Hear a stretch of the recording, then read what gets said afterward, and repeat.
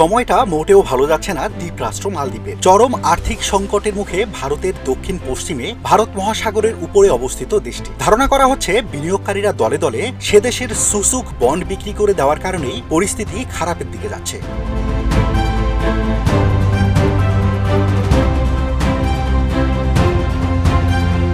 বন্ধুরা, আজকের ভিডিওতে মালদ্বীপের কিছু নতুন তথ্য জানাবো। চরম আর্থিক সংকটে দেউলিয়ার দিকে মালদ্বীপের অর্থনীতি এবং মালদ্বীপ সম্পর্কে জানতে পুরো ভিডিও জুড়ে আমাদের সাথে থাকুন। সেই সাথে আপনি যদি আমাদের ইউটিউব চ্যানেলে নতুন হয়ে থাকেন, চ্যানেলটি সাবস্ক্রাইব করে আমাদের পাশে থাকার জন্য অনুরোধ করছি।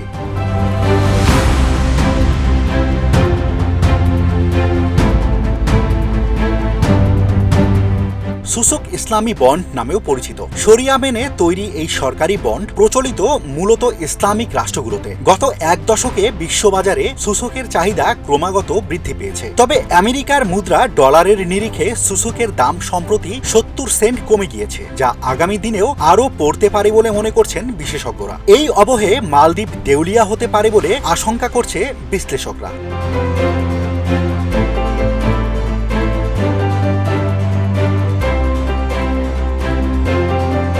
সুসুক বন্ডে বিনিয়োগ করা অনেক আগেই সেই বন্ড বিক্রির বিষয়ে চিন্তা করেছেন অনেকেই, আর তাতেই সিঁদুরে মেঘ দেখছে মালদ্বীপ সরকার। এমনকি বৃদ্ধি পাচ্ছে দেউলিয়া হওয়ার আশঙ্কা। বর্তমানে মালদ্বীপে বিদেশি মুদ্রার ভান্ডার কমে গেছে। মালদ্বীপের ব্যবহারযোগ্য ডলারের ভান্ডার প্রায় ফুরিয়ে এসেছে বললেই চলে। সর্বশেষ জুনের হিসাব অনুযায়ী মালদ্বীপে বিদেশি রিজার্ভ রয়েছে ৩৯.৫ কোটি ডলার, যার মধ্যে ব্যবহারযোগ্য মাত্র ৪৫ লাখ ডলার। এখন আবার সুসুক বিক্রি করার ধুম বেড়ে যাওয়ায় নতুন করে বিপদে পড়েছে মালদ্বীপ সরকার। ২০২৬ সালে সুসুকের যে ঋণপত্রগুলোর মেয়াদ পূর্ণ হওয়ার কথা ছিল, তার জন্য ৫০ কোটি ডলার মেটাতে হবে এই সরকারকে। তবে এখন সুসুকের দাম কমায় অনেকেই আগেভাগেই সুসুক বিক্রি করে দিচ্ছেন। ফলে সরকারের উপর নতুন করে আরেকটি চাপ সৃষ্টি হচ্ছে।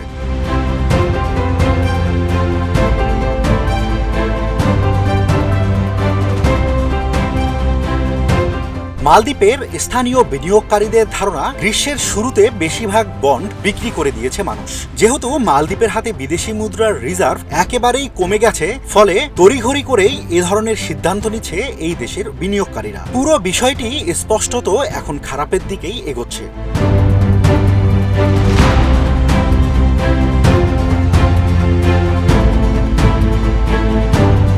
অন্যদিকে বিশেষজ্ঞরা বলছেন, মালদ্বীপের সুসুকগুলিতে ঝুঁকি বেড়েছে, কারণ দেশের ঋণ অনেক বাড়ছে। আবার তা মেটানোর জন্য পর্যাপ্ত বিদেশি মুদ্রার ভান্ডারও নেই মালদ্বীপের হাতে। সে কারণেই তড়িঘড়ি করে সরকারি বন্ড বিক্রির পথে নেমেছে বিনিয়োগকারীরা।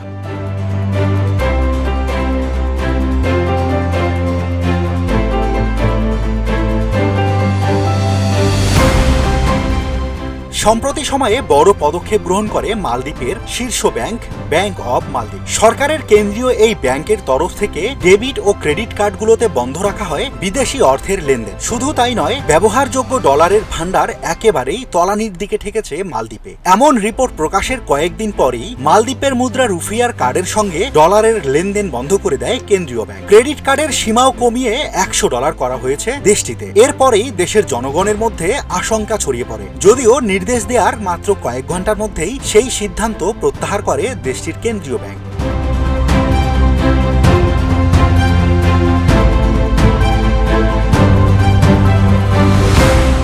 বিশেষজ্ঞদের মতে, মালদ্বীপের এমন পরিস্থিতি থেকে এই দেশটিকে বাঁচাতে পারে চীন এবং ভারতের মতো প্রতিবেশীরা। তবে ইতিমধ্যেই মালদ্বীপের ঘাড়ে চীনা ঋণের অনেক ভার বেড়েছে। সেক্ষেত্রে ভারতের থেকে সাহায্য নেওয়া অনেকটাই নিরাপদ বলে মনে করছে সেখানকার বিশ্লেষকরা।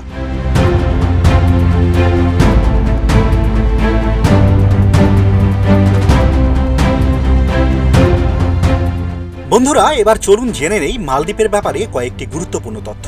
ভারতীয় উপমহাদেশের দক্ষিণ পশ্চিমের দেশ মালদ্বীপ। প্রায় 1200 দ্বীপের সমন্বয়ে গঠিত এই দেশটি। তবে দ্বীপগুলোর বেশিরভাগই জনবসতিহীন। দ্বীপগুলোর কোনোটাই সমুদ্রপৃষ্ঠের চেয়ে 6 ফুটের উঁচুতে নেই। এদিকে বাড়ছে সমুদ্রপৃষ্ঠের উচ্চতাও। ফলে এই দেশটির অস্তিত্ব দিন দিন হুমকির মুখেই পড়ছে। দ্বীপ রাষ্ট্রটির অর্থনীতি মূলত পর্যটন নির্ভর। উন্নত ও আকর্ষণীয়ভাবে গড়ে তোলার কারণে পর্যটন শিল্পের প্রধান আকর্ষণ হয়ে উঠেছে দেশটির বেশ কয়েকটি দ্বীপ।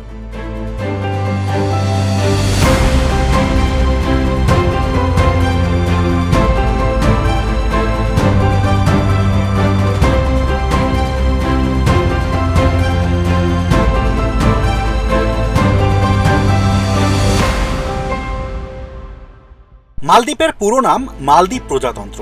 আয়তন 300 বর্গ কিলোমিটার, জনসংখ্যা 3,92,000, ভাষা দ্বিবেহী ও ইংরেজি। এখানকার মানুষের গড় আয়ু পুরুষদের ক্ষেত্রে 77 বছর এবং নারীদের ক্ষেত্রে 81 বছর। বন্ধুরা, এই ছিল মালদ্বীপ নিয়ে আমাদের আজকের আয়োজন। কেমন লাগলো আমাদের ভিডিওটি? আপনার অনুভূতি জানিয়ে কমেন্ট করতে ভুলবেন না।